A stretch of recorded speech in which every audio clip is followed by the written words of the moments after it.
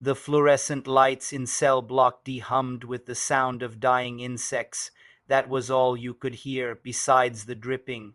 Always the dripping. It wasn't water. It was thicker, slower, seeping from a crack in the concrete ceiling above cell 13, your cell. The stain it left looked like an old, weeping wound. Your crime?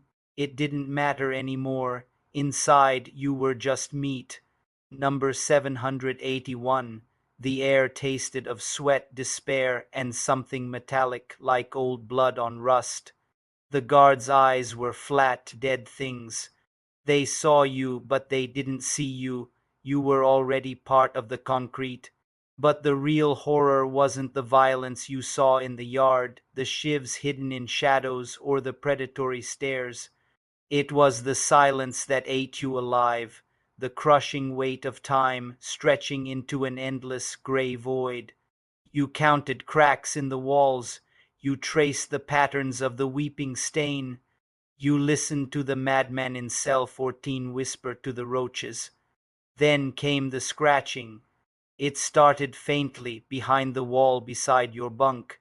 A dry, persistent scrape, scrape, scrape, like fingernails or claws worrying at the concrete. You pressed your ear to the cold, rough surface. It stopped. When you pulled away, it started again from the other side. Shut up over there. You rasped, voice rusty from disuse. Silence. Then louder, scrape, scrape, scrape. It went on 4 nights. Sleep became impossible. The sound burrowed into your skull, vibrating in your teeth. You pounded the wall until your knuckles bled. Silence would follow, heavy and mocking, only to begin again minutes later. Scrape, scrape, scrape. You told a guard, a slab-faced man named Hendricks. He didn't even look up from his magazine. Rats, he grunted. Or your head going soft, get used to it. But it wasn't rats. Rats scurried. This was deliberate, patient, hungry. Sometimes it sounded like it was scratching through, like something was trying to get in, or maybe get out. One night, during the black hour before dawn, the silence was absolute. No dripping, no hum, no madman's whispers, just the crushing weight of the dark. You lay rigid on your bunk, straining to hear. Then a new sound, a wet tearing noise, like ripping cloth but deeper.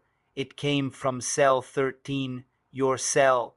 You froze, ice flooded your veins. Slowly, agonizingly, you turned your head towards the wall beside your bunk. In the gloom, you saw it.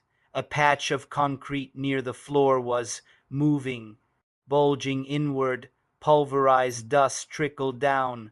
The wet tearing sound grew louder. Something was forcing its way through the solid stone. A thick black substance, like congealed oil, oozed from the cracks around the bulge. Scrape, scrape, scrape. A jagged piece of concrete clattered to the floor. Darkness deeper than the cell yawned from the hole. And from that darkness, something pale and thin, ending in ragged, broken nails, snaked out. It groped blindly at the air, inches from your bunk. The stench hit you, decay, damp earth, and a sweetness that made your gorge rise. Panic, raw and primal, tore through you. You scrambled backwards, falling off the bunk onto the cold floor. You opened your mouth to scream, but only a choked gasp escaped. Another pale limb, longer, jointed wrong, slithered out beside the first. They quested, feeling the floor, the leg of your bunk. Scrape, scrape, more concrete crumbled. The hole widened. You saw a glimpse of something shifting in the impossible dark beyond a suggestion of wet, glistening surfaces, a multitude of limbs folding and unfolding. You scrambled on hands and knees towards the cell door, bashing your shoulder against the cold steel bars. Guard, Hendricks, let me out. For God's sake, let me out. Footsteps echoed down the corridor. Hendricks appeared, his face slack with boredom, baton tapping against his thigh. Pipe down, 781, or you'll wish you had. Something's in here, you shrieked, pointing a trembling finger at the hole. It came through the wall. Look. Hendricks shone his flashlight beam into your cell. It swept over your terrified face, over the empty bunk, over the floor, and stopped. He stared at the wall where the hole had been. Your gaze snapped back. Nothing, just unbroken, stained concrete, no hole, no limbs, no ooze, just the familiar, weeping stain. Hendricks snorted. You're cracked, 781. Seeing things, get some sleep, or don't care. He turned and walked away, his footsteps fading into the humming silence. You slumped against the bars, trembling violently. Had you dreamed it? Hallucinated? The terror had felt so real, the stench still faintly lingered in your nostrils. Then, as Hendricks' light vanished around the corner, the silence returned, thick, suffocating. And from directly beneath you, where you sat on the cold floor, you heard it again. Scrape, scrape, scrape. It wasn't behind the wall anymore. It was under the floor, right below you, patient, persistent, digging its way up.